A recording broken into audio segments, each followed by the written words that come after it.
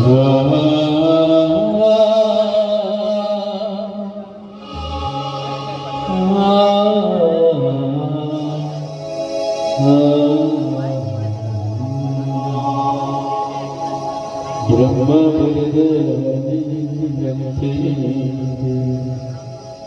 ಸುಖ ದುಃಖ ಎರಡು ಸೂತ್ರದಲ್ಲಿ ವಿಧಿಯಾತನೆ ಬದುಕು ಬಲಿಯಾಯಿತೆ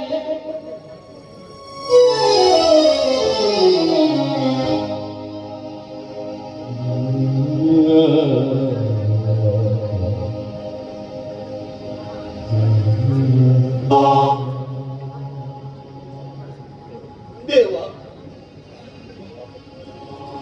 ನನ್ನ ಪಾಪ ಪುಣ್ಯದ ಬಗ್ಗೆ ನಿರ್ಣಾಯಕ ನೀನು ದೇವ, ನಿರ್ಣಾಯಕನು ನೀನೆ.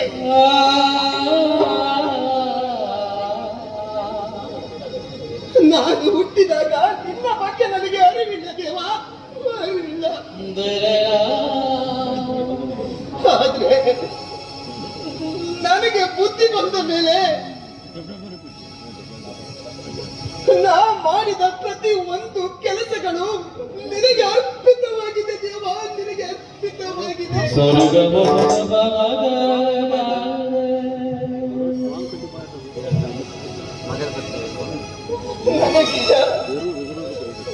ನನಗೀಗ ಮರಣ ಮುತ್ತಿಕ್ಕುವ ಸಮಯ ಬಂದಾಯಿತು ದೇವ, ಮರಣ ಮುತ್ತಿಕ್ಕುವ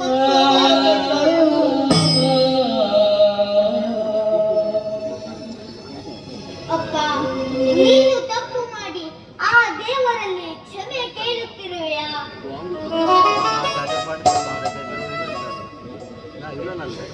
ನಾನು ಮಾಡಿದ ಪ್ರತಿಯೊಂದು ಕೆಲಸಗಳು ಆ ದೇವರ ದೃಷ್ಟಿಯಲ್ಲಿ ತಪ್ಪಾಗಿರ್ಬೋದು ಮಗನೇ,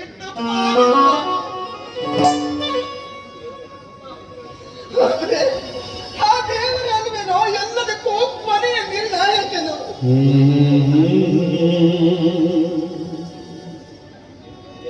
ಇದೇನಪ್ಪ ನಿನ್ನ ಬಾಯಿಂದ ಇಂಥ ಮಾತುಗಳು?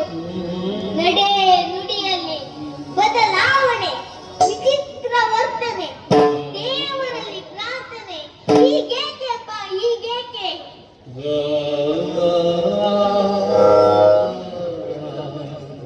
ಪ್ರತಿ ಒಬ್ಬನ ಕೊನೆಯ ಕೂಗು ಭಗವಂತನಿಗೆ ಸೇರುವ ನಮನವನ್ನುವೆ ನಮಗನೇ, ಭಗವಂತನಿಗೆ ಸೇರುವ ನಮನ ತಾನೆ. ಆತ್ಮದ ಸೀನ ತನಿಯಾಗಿ ನಾನು ಎಂದೂ ನಿನ್ನನ್ನು ಈ ರೀತಿ ನೋಡಿರಲಿಲ್ಲಪ್ಪ, ನೋಡಿರಲಿಲ್ಲ. ಸಾವಿರಾರು ಜನರಿಂದ ಕೈ ಮುಗಿಸಿಕೊಳ್ಳುವ ನೀನು ಇಂದು ದೇವರಿಗೆ ಕೈ ಮುಗಿದು ಬೇಡಿಕೊಳ್ಳುವೆ ಅಲ್ಲವೇ? ಏನಾಗುತ್ತಿದೆ ಅಪ್ಪ, ಏನಾಗುತ್ತಿದೆ? ಮಗನೇ, ಹೇಳಿದ್ರು ಅರ್ಥವಾಗುವ ವಯಸ್ಸಲ್ಲ ಕಣದಿರುದು, ಹೇಳಿದ್ರೆ ಅರ್ಥವಾಗುವ ವಯಸ್ಸಲ್ಲ ನಿನ್ನದು.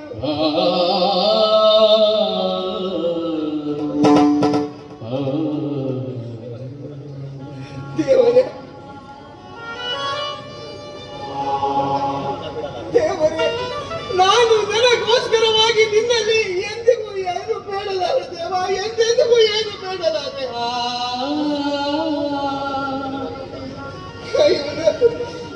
ನಾನು ಜನ್ಮ ಕೊಟ್ಟ ನನ್ನ ಮಗ ಕೊನೆವರೆಗೂ ಸ್ವಾಭಿಮಾನಿಯಾಗಿ ಬದುಕಬೇಕು ದೇವ, ಬದುಕಬೇಕು.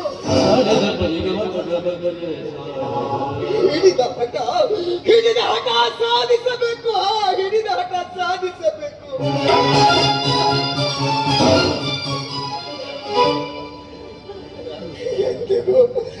ಎಂದೆಂದಿಗೂ ಈ ನಮ್ಮ ಸಮಾಜದಲ್ಲಿ ಯಾರೊಂದಿಗೂ ಕೈ ಚಾಚಬಾರದಿವನು.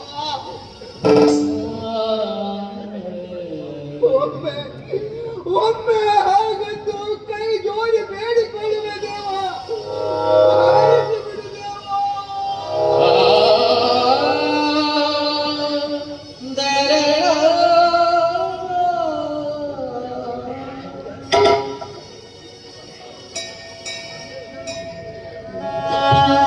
Oh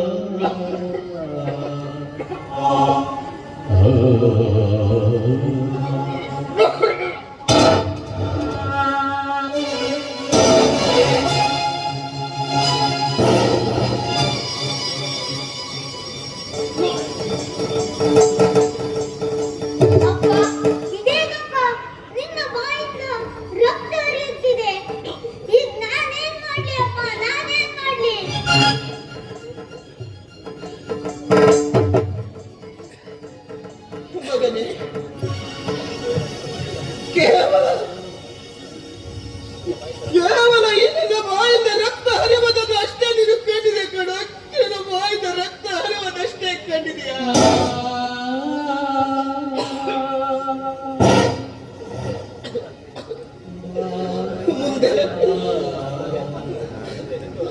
ಮುಂದೆ ನಿತ್ಯವೂ ರಕ್ತ ಹರಿವ ಈ ನಮ್ಮ ಸಮಾಜದಲ್ಲಿ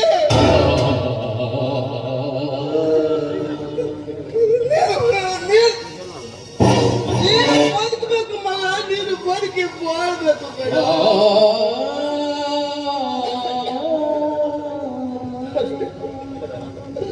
ಅದು ಅದು ದಿಕ್ಕಿನ ಅನಾಥನಾಗಿ ಕಣ, ದಿಕ್ಕಿನ ಅನಾಥನಾಗಿ ನಿನ್ನ ಬದುಕದ ನೀನೆ ಕಟ್ಟಿಕೊಳ್ಳಬೇಕು ಕಣ, ನೀನೆ ಕಟ್ಟಿಕೊಳ್ಳಬೇಕು. ನಿನ್ನ ನೋವನ್ನು ನಾನು ನೋಡಲಾರೆ. ಮಾರಪ್ಪ, ವೈದ್ಯರಲ್ಲಿಗೆ ಕರೆದುಕೊಂಡು ಹೋಗುತ್ತೇನೆ.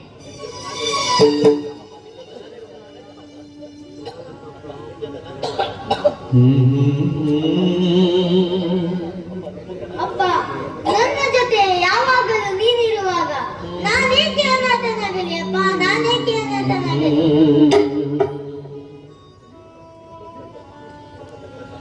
ಮಗನೇ, ಸಂಬಂಧಗಳೆಲ್ಲವನ್ನು ಮರೆತವರು ಅನಾಥರೇ ಕಣ, ಅನಾಥರೇ. ಎಲ್ಲರ ಜೊತೆ ಎಲ್ಲರೂ ಇರಲು ಆಗಲ್ಲ ಕಣ.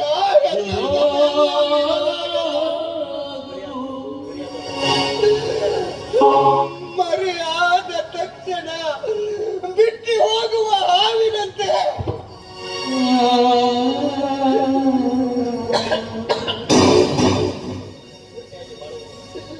ಒಂಟಿಯಾಗಿ ನೀನು ಒಬ್ಬನೇ ಬಾಳುವುದನ್ನ ಕಲಿತುಕೊಳ್ಬೇಕಣ್ಣ, ಬಾಳುವುದನ್ನ ಕಲಿತುಕೊಳ್ಬೇಕು.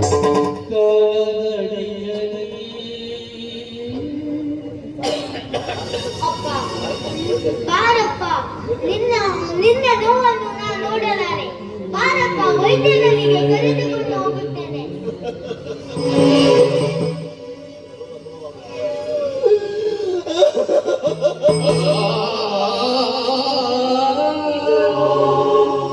ನನ್ನ ರೋಗ ಗುಣವಾಗುವುದು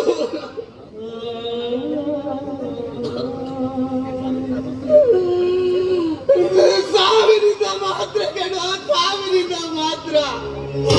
ಆ ದೇವರೇ ನನ್ನ ಕರೆದಾಗ ಯಾರು ಬಂದರು ನನ್ನನ್ನು ಉಳಿಸಲಾರನು ಕಣ.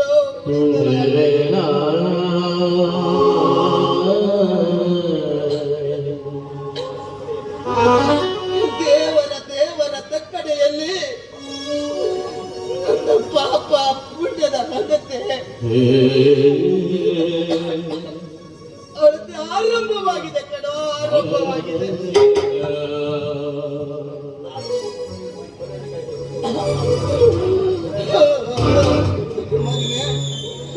ಪರರಿಗಾಗಿ ಉರಿದು ಹೋಯಿತು ಕಣೋ ಇಲ್ಲದ ಜೀವನ.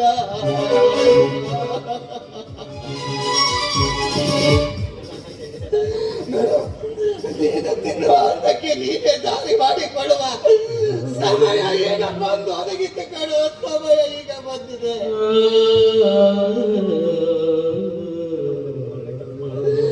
ನಾನು ಒಂದೇ ಒಂದು ಒಳ್ಳೆ ಕೆಲಸವನ್ನ ಮಾಡಿದ್ದೇನೆ.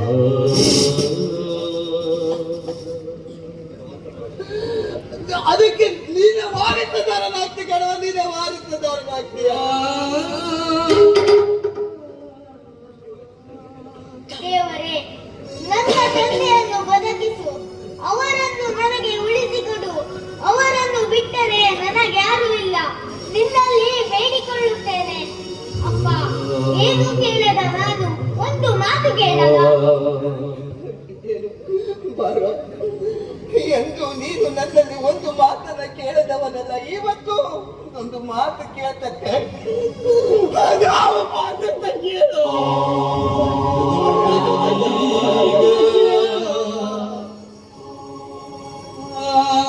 ನನ್ನ ತಾಯಿ ತಾಯಿ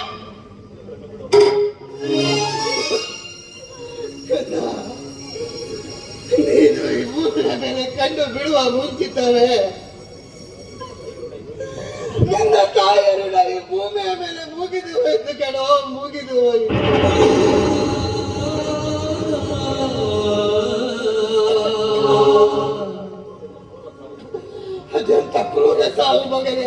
ಕ್ರೂರವಾದ ಸಾವು. ಕ್ರೂರ ಸಾವು ಅಂತೀರಿ. ಆದಿತ ಭಕ್ತದ ತಾಯಿಯ ಭಕ್ತರವಾದ ಧ್ಯೇಯವನ್ನ ಇದೇ ನಮ್ಮ ಸಮಾಜ ಒಂದು ದಿನ ಮುಚ್ಚಲು ಬಂದಿರ ಕಣ. ತಾಯಿ ಸಾಯುವಾಗ ನರಳುವಾಗ ಒಣಗಿದ ಗಂಟಲಕ್ಕೆ ಒಂದು ತೊಟ್ಟು ನೀರು ಕೂಡ ಕೊಟ್ಟಿಲ್ಲ ಕಣ ನಮ್ಮ ಸಮಾಜ. ಒಣಗಿದ ಗಂಟಲಿಂದ ನನ್ನನ್ನ ಕರೆದು ಕೂಗುವ ಶಕ್ತಿಯೋ ನಿನ್ ತಾಯಲಿಲ್ಲವಾಗಿತ್ತು ಕಣ ಮಗನೇ, ನಿನ್ ತಾಯಲಿಲ್ಲವಾಗಿತ್ತು.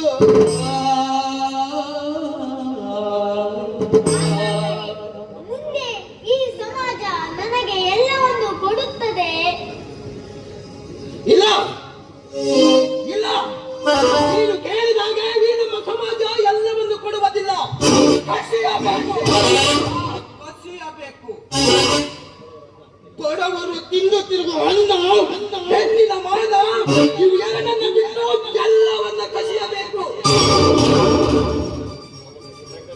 ಆವಾಗ ಆವಾಗ ನೀನ್ ನಡೆದಿದ್ದ ದಾರಿ ಕಣೋ, ನೀನ್ ನಡೆದಿದ್ದ ದಾರಿ.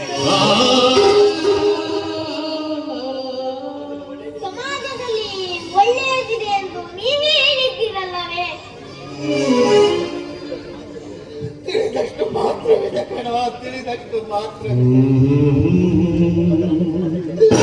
ಬದಲಾದ ಈ ನಮ್ಮ ಸಮಾಜಕ್ಕೆ ಸ್ವಾರ್ಥವೇ ಆಸ್ತಿ ಆಗಿ ಹೋಗ್ಬಿಟ್ಟಿದೆ ಕಣ, ಸ್ವಾರ್ಥವೇ ಆಸ್ತಿ ಆಗಿ ಹೋಗ್ಬಿಟ್ಟಿದೆ. ದುಡಿದು ಕೈಗಟ್ಟಿಯೆಲ್ಲ ಬಗ್ಗಿಸಿ ಮೈ ಬರೆದು ದುಡಿದು ತಿನ್ನುವರಕ್ಕಿಂತ ಕಳೆದು ತಿನ್ನುವರೇ ಈ ನಮ್ಮ ಸಮಾಜದಲ್ಲಿ ಹೆಚ್ಚಾಗಿ ಹೋಗಿದೆ.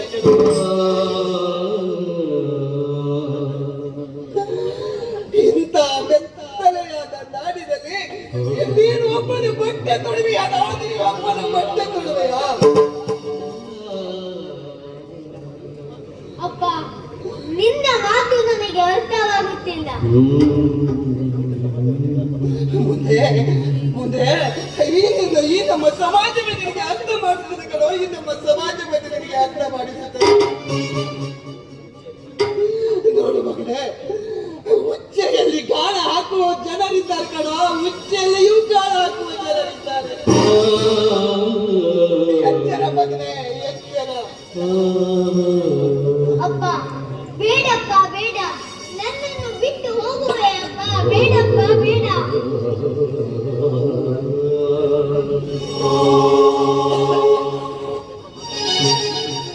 ಜನ್ಮ ಮಾತ್ರ ನನ್ನದು ಕಣೋ, ಸ್ವತಂತ್ರ ನಿನ್ನದು ಕಣೋ, ಸ್ವತಂತ್ರ ನಿನ್ನದು. ನಾನು ಬದುಕಿದ್ದರು ಸತ್ತರು ಈ ನಿನ್ನ ಕಣ್ಣಲ್ಲಿ ಒಂದು ಚೂರು ಕೂಡ ಕಣ್ಣೀರು ಬರಬಾರದು ಕಣೋ, ಕಣ್ಣೀರು ಬರಬಾರದು. ಯಾಕೆ ಗೊತ್ತಾ? ನೀನು ಸುರಿಸುತ್ತಿರುವ ಕಣ್ಣೀರು ಅಂಗೈಯಲ್ಲಿ ಹಿಡಿದುಕೊಂಡು ವ್ಯಾಪಾರ ಮಾಡುವ ಬಣ್ಣ ಶ್ರೀಮಂತರು ತುಂಬಿದ್ದಾರೆ ಕಣ ಈ ನಮ್ಮ ಸಮಾಜದಲ್ಲಿ.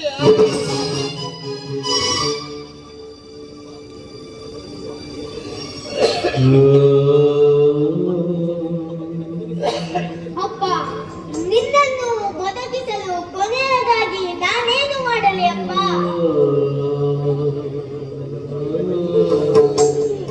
ದೇವರು ನನ್ನನ್ನು ಕರೆದಾಗ ನನ್ನನ್ನು ಯಾರು ಬದುಕಿಸಲಾರರು ಮಗನೇ, ಯಾರು ಬದುಕಿಸಲಾರರು. ಮಗ ಮಗ,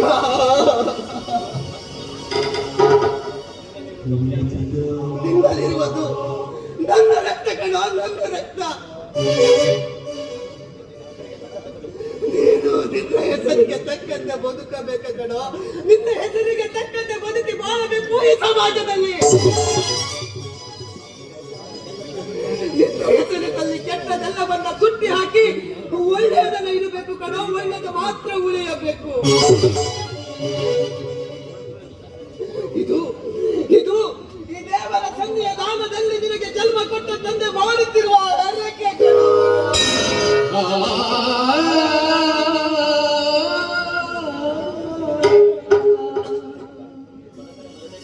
ಮಗನೇ, ಯಾಕೋ ಏನೋ ಕಣ. ನಂಗೆ ತುಂಬಾ ವೇದನೆ ಆಗ್ತಿದೆ ಕಣ, ತುಂಬಾ ವೇದನೆ ಆಗ್ತಿದೆ. ಕೊನೆಯದಾಗಿ ಒಂದು ಸಾರಿ ನಿನ್ನ ತೊಡೆಯ ಮೇಲೆ ಮಲಗಬೇಕೆಳುವ ಆಸೆ ಕಣ.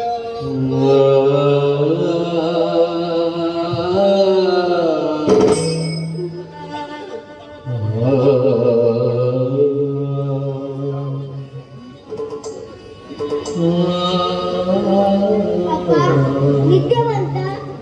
ಅಪ್ಪ ಅಪ್ಪ ಅಪ್ಪ ದೂರಿಗೆ ನಿನ್ನ ಭಯನ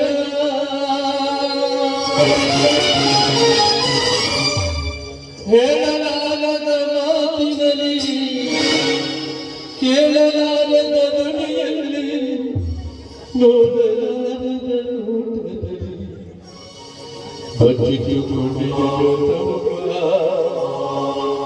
ವಿಧಿಯಲೋ ನಿನ್ನ ವಿಧಿಯಲೋ ನಿನ್ನ